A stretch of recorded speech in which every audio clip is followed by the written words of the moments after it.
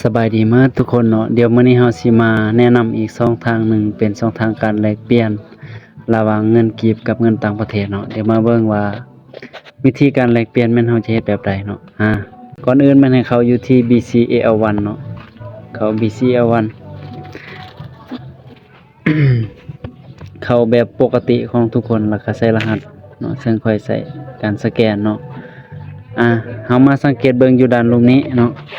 แต่ก่อนแม่นเฮาจะแลกเปลี่ยนอยู่บ่อนนี้บ่อนเอิ้นว่าตลาดแลกเปลี่ยนแต่ว่าปัจจุบันนี้แม่นเฮามา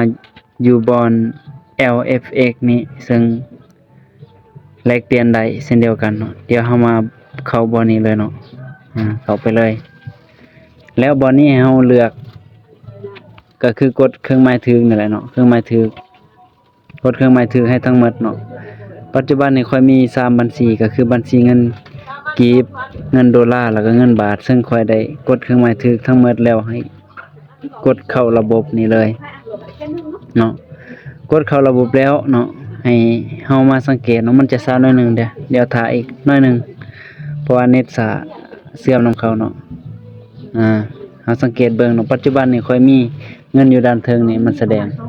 ค่อยมีเงินอยู่ในบัญชีเงินกีบเป็นจำนวน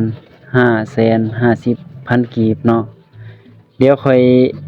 จะมาแนะนำวิธีการเพิ่มเฮามาสังเกตอยู่ด้านลุ่มเนาะอันที่1แม่นน่ารักอันที่2แม่นแลกเปลี่ยนอันที่3ประวัติการแลกเปลี่ยนเงินแล้วก็อันที่3ที่4มาเบิ่งนี้นี่เนาะอันที่4มาเบิ่งนี้แม่นการเติมเงินเข้าแล้วก็ถอนเงินออกจากนี้และอันที่4เบิ่งนี้สุดท้ายสุดแจสุดนี่แม่น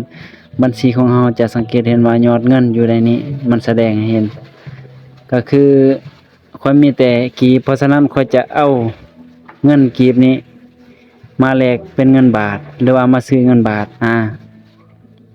คนอื่นแม่นค่อยจะเอาเงินมาเพิ่มอีกประมาณ 150,000 กีบโอ้ย50,000 กีบเพราะว่าให้มันได้ 1,000 บาทเนาะให้มันได้ 1,000 บาท สำเร็จเนาะซึ่งปัจจุบันนี้มันยังบ่ทันได้เข้าเดียวเฮามากดเบิ่งนี่เฮาจะสังเกตเห็นเลยเนาะว่าเงินของมันเพิ่มเป็น700,000เนาะ700,000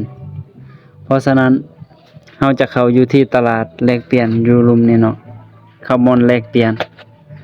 แล้วเฮาสังเกตเบิ่งปัจจุบันมันอยู่ในกระดานของเอิ้นว่า USD หรือว่า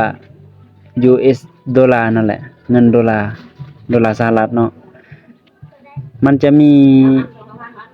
การซื้อแล้วก็การขายเป็นจำนวนหลายอยู่ในนี้แล้วเฮาก็มาเลือก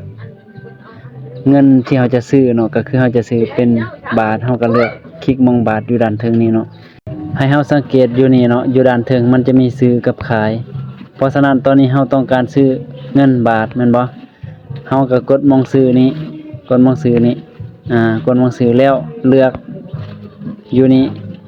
ตามเรทนี่เฮาเบิ่งเรทอยู่นี่เนาะเรทที่ว่าเฮาจะซื้อเนาะซึ่งอยู่นี่มีคนท่าซื้อหลายแล้วแต่ว่าเฮาจะซื้อในเรทที่ว่าคนเขาขายนี่เนาะคนเขาขายเพราะฉะนั้นเฮาจะใส่จำนวน 1,000 บาท 1,000 กับ 10 บาท1,000 กับ 10 บาทแล้วโอ้ย 1,000 กับ 10 บาทเนาะเฮาจะเสียอยู่ที่693,264 กีบแล้วก็เลือกจุดประสงค์ค่อยใส่ค่าบริการเนาะค่าบริการหลังจากนั้นให้เฮายืนยันซื้อเนาะท่านต้องการซื้อในราคานี้แท้บ่มันถามเฮาก็กดยืนยันเนาะเดี๋ยวเฮาก็ได้รอท่าถือว่าสำเร็จเนาะปัจจุบันนี้ถือว่าเฮาได้ทำการซื้อเงินบาทสำเร็จเดี๋ยวเฮามาเบิ่งบัญชีอยู่นี่เห็นบ่อยู่ด้านเทิงนี้เงินบาทเฮามาแล้วอยู่ที่ 1,000 กับ 10 บาทเนาะเพราะฉะนั้นเฮาจะทำการถอนเนาะเฮาจะทำการถอนเนาะถอนบาทไปเลยเนาะถอนทั้งหมดเลยเนาะเดี๋ยวมาเบิ่งว่าถอนทั้งหมดมันสิเป็นอะไรสำเร็จเนาะง่ายๆเนาะได้เท่านี้ก็ถือว่าสำเร็จเนาะเท่านี้ก็ถือว่าสำเร็จ ปัจจุบันนี้เงินมันก็ได้เข้ามาอยู่ที่บัญชีของเฮาเนาะบัญชีเงินบาท